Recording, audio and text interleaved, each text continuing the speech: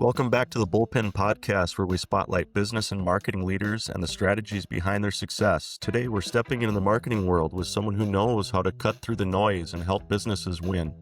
Callie Murray, owner of Wade Murray Consulting.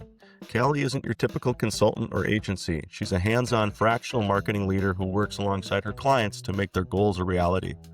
In this conversation, we'll dig into what fractional leadership really means, how businesses can strengthen their brand and strategy, and why building authentic client relationships is the key to long-term success. So let's jump in.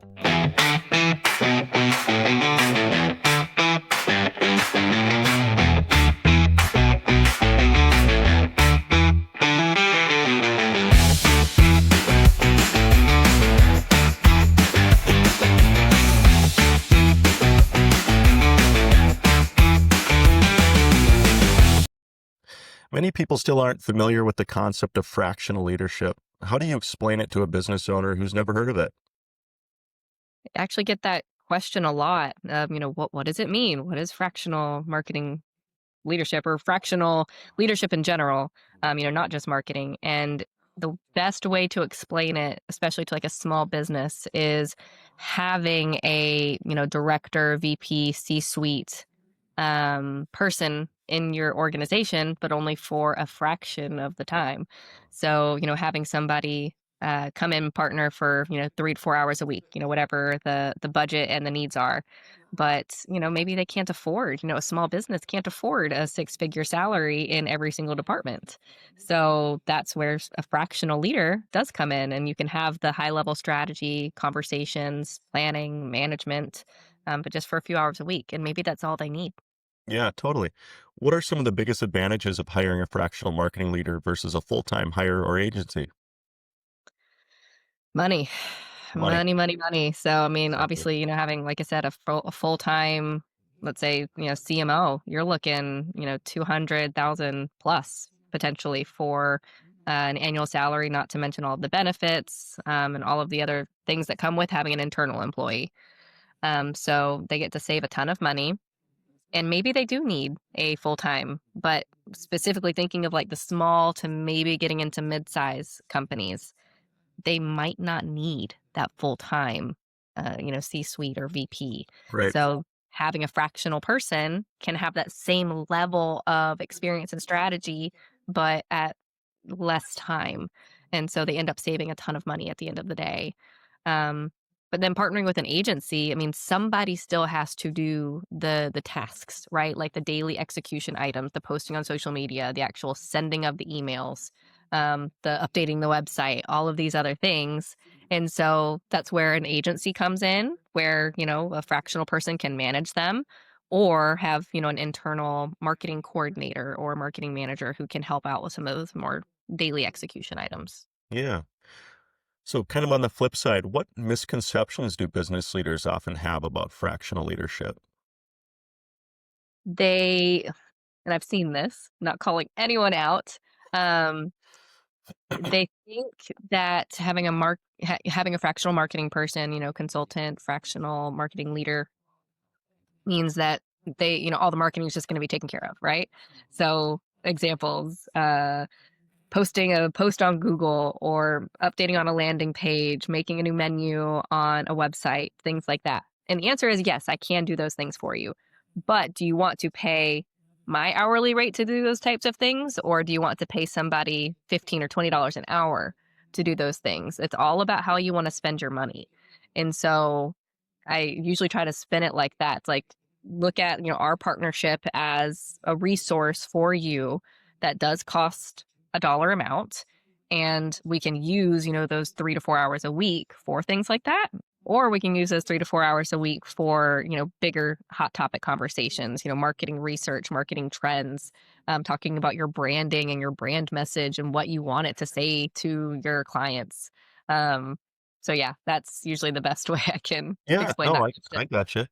When you first begin working with a client, what's the first area of marketing you like to assess and why? First thing I like to do, it can go two different ways depending on the client. So I'll say option one would be to take a look at their branding. and making sure that everything is consistent before we start pushing anything out. So what we don't want to do is, start pushing out a whole bunch of messaging, a whole bunch of like ad dollars and all of this communication when you don't actually know who you are yet, because then that's just going to lead to a ton of inconsistency. It could lend to having to redo everything down the road and cost the client a ton of money. Um, so that could be option one. Option two, if their branding is already in good shape and we feel pretty good about it, I actually like to look at the past and learn what has and hasn't worked Hmm. versus me just coming in fresh, because it could be that something that has worked for one of my other clients that I was going to recommend, that they've already tried and it didn't work. And so, okay, let's try something different. Let's try a different strategy. So that's where I usually like to start, is actually pulling historical data and seeing what, number one, has driven, um, you know, good KPIs, but also what has driven sales and revenue. I like it. You've helped businesses with branding, rebranding, and content strategy. What's one common branding mistake you see over and over again? Inconsistency. Especially if it is a smaller company who is, on the verge of growing, and maybe, or maybe they have started growing and they didn't get everything consistent before they started growing. So you see different logos, places, you see different mission statements, different taglines, whatever you want to call it. Um, and that can have a, psychological impact on your brand appearance to your potential clients. So, very important to have that intact and all succinct before you start going crazy. For sure. With social media and email marketing always evolving, how do you help businesses cut through the noise and focus on what actually moves the needle? Mm. One thing and this has been a question of clients, is, how many times a week or how many times a month do you recommend on sending any type of messaging out? And my answer usually is, if it's like social media or email, for example, is that it's not about sending something out every week. It's about sending things out that are actually going to drive results. And so when you ask cutting through the noise, a lot of the noise is just inboxes being completely cluttered. Scrolling on feeds, just a whole bunch of hooey, right? It's just so Mhm. much stuff, just clouding everybody's screens and clouding everybody's inboxes. So we want to be incredibly intentional about whenever we are sending something out, is that, hey, is this something that, is this a message that our subscribers or our followers are actually going to interact with? Or are we just sending this out for the sake of sending something out? Uh-huh. And if it's the latter, I usually say don't do it. Don't waste your time and energy on putting all of this content together if you're just sending something out to meet a 4 times a month quota. Mhm. Uh, it's about what's actually going to make an impact and what's actually worth your time. Right.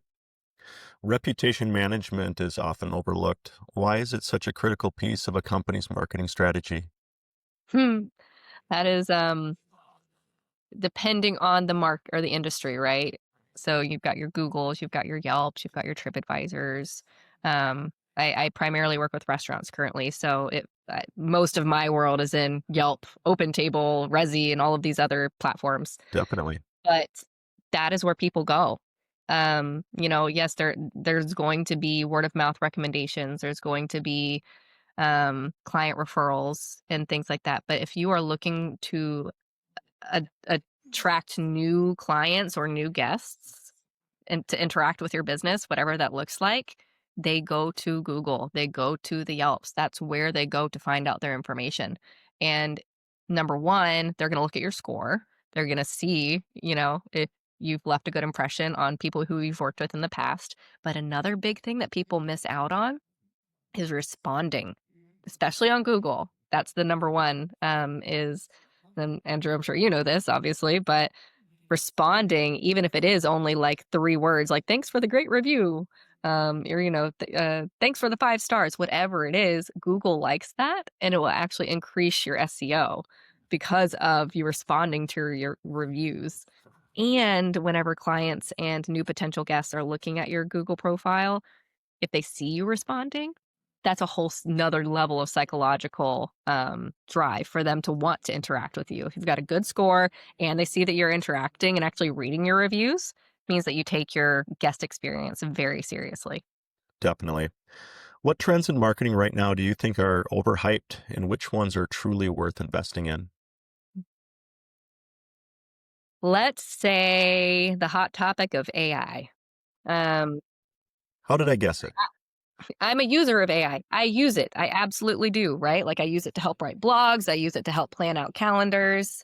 Um, but the biggest thing that I would say the overhype and the misconception behind it is that business owners, let's say small business owners, think that they can just, buy into a subscription and then be done with it, right? Because that's how they sell it. They sell it, um, you know, restaurants, for example, sell an AI social media posting tool and then they just don't have to touch it. Well, yes, it is going to post social media for you, but it's not there to a point yet to where it is able to go based off of some type of like calendar or promotion strategy or anything like that. It's going to post whatever when it wants to post. So there still has to be someone to go in and, take a look at stuff, right? Make sure that it's in your brand voice. Make sure that it's only posting approved pictures. I know some of them you can go in and actually like approve content and say like, hey, if you post, any of these, then it'll be fine. But it's not. There's really not a big strategic point in it yet. I know that it will be in probably 5 years. It's gonna be incredible. Um, but it definitely is overhyped right now, thinking that you can just purchase it and then be done with it. You still need somebody actually looking at it and making sure that it's representing you well. Yeah, I agree. You also mentor younger marketing professionals. What's the most common skill gap you see in up and coming marketers? It's hard with that one because there's a big strategy piece that I see missing, but at the same time, strategy is hard to teach. Strategy you learn based on your experiences, and that's a piece that I see missing, at least in some of the fresh graduates that I meet with or talk with, about where they wanna go, right? Like, they'll ask me, like, "What's your favorite part of marketing?" And my answer usually is, "I enjoy the strategic thinking and the planning and doing all of the higher level conversations versus the more tactical items." And they're like, "Oh, well, I thought I had to choose, social media or PR." And it's their, eyesight level is just very granular of what marketing actually is. And yes, those are pieces of marketing. And yes, some people do go into specific fields within marketing, but you don't have to. You can be in, more of like a management level or even for a smaller organization, it could be a coordinator level, whatever the level is, it doesn't matter, but you can actually be in all parts of marketing without actually having to choose a specific path. And most of them think that they have to choose. And I'm like, you don't have to. Right. When you step in to cover for a marketing leader that's on leave, what's your approach to keeping the team motivated and aligned during that transition? I actually, if possible, prefer to meet and work alongside the person before they go on leave, for 2 weeks ish, just to kind of get in alignment with them. Because what you don't want to happen is, having like a hard culture shift or somebody coming in and trying to change things, for the 3 months that they're going to be gone. Let's assume it's a maternity leave. So I try my best to actually work alongside with the person for a couple weeks before they leave, get aligned on everything, learn about their people, learn how they manage their people and how their people prefer to be managed. So whether that be, some companies work off of like disc profiles or personality tests, all of these different types of things, and its communication styles is really what it boils down to. So if people management is involved, which most of the time it is, that's a big component that I feel very strongly about. Is you don't want your people to feel, um, super hard right with a new person coming in, right? Like you want to continue it and it be as smooth as possible. So I try to manage as if I was their manager in the same way that their previous manager did. Yeah, that makes sense. Recruiting is another area you focus on. What's the biggest mistake companies make when hiring for marketing roles? And it happens every day. Having somebody who knows nothing about marketing hire a marketing role, right? So typically when you're talking recruiters, you're talking about, a mid to higher level role. And so, you can talk a good game, but what about the harder questions? What about actually getting into the analytical experience and talking about more branding questions? Somebody who doesn't have any marketing experience, they might know the questions to ask because somebody told them to ask, but they don't know the right answers. Or they might not know when the person is kind of just, talking through a cloud or talking, um, reading off of a script, right? Or something. Mhm. So I think it's really important, and something that I recommend is if you are going to hire a marketing or sales person, have somebody who actually has been in a marketing or sales role to hire that person, because then they actually know what they're talking about. Yeah, I get it. Looking to the future, where do you see fractional leadership and marketing consulting going in the next 5 to 10 years? And what excites you most about the future? I think it's going to be a lot bigger. I think I'm going to have a lot more competition because I'm already seeing it. Like we talked about at the beginning, the reason why I even fell into this new world and new business of fractional leadership is because I was laid off, and I'm seeing a lot of full-time higher level marketing roles being laid off because of lots of reasons. With budgets and financial insecurities in the world right now, but then, tools like AI that are creating efficiencies, right? And so they start downsizing their internal structure. So I see a lot more competition for me, and I see it being a hot trend. I see companies figuring out that that is something that they can invest in, having a senior level person come in for 5 hours a week and instead of paying for a full-time salary. So I definitely see that becoming a hotter trend. Specifically, I see it going more into the consumer side because currently I see a lot of it in smaller B2B, but I'm seeing more and more going into the B2C side of things. But I mean, excitement is I'm loving what I'm doing, right? So I love the fractional world. I love working with multiple clients, being my own boss, to be fully transparent, and getting to wear different brand hats every day. I get to say like, oh, I'm going to work on client A and B and C this day, and then I'm going to work on client D, E, and F this day, and so I get to really have fun and play with it. Um, so I look forward to doing more of this work in 5 to 10 years. I love it. Callie, we appreciate the insightful conversation. And guys, if you'd like to learn more about Callie and the work she's doing, check out Wade Murray Consulting and connect with her online. Thanks again for tuning into the Bullpen podcast, where we bring you real stories, real strategies, and real leaders making it happen. Until next time, keep leveling up.